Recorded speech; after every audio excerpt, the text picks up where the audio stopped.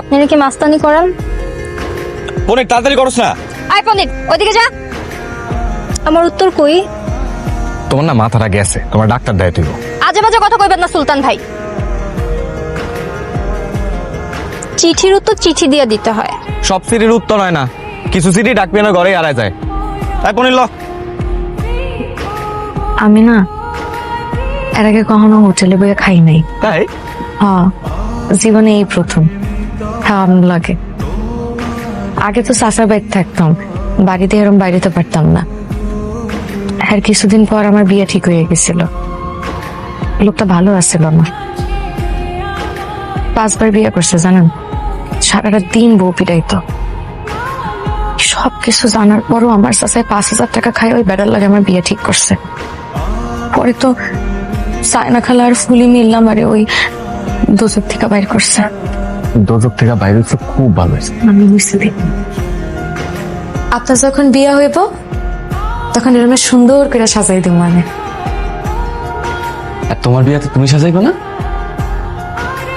আমার আর বিয়া, আমরা কে বিয়ে করবো? তার থেকে আপনি যখন বিয়ে করবেন সে সময় আমি খুব মজা করবো। দেখছো, তোমার কইছিলাম না তুমি সাজাইতে পারবা। কি সুন্দর সাজাইছো তুমি। কি শিলি ডরাইতেছ কেন?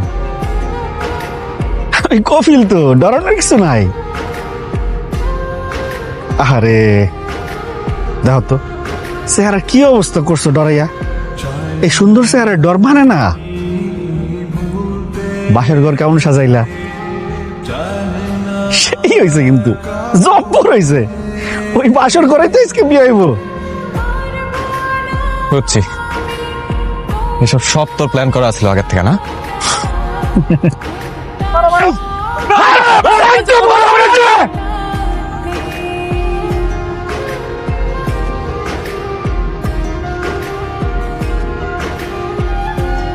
আরে আমি যে কি ভয় পাইছিলাম রে বাজান।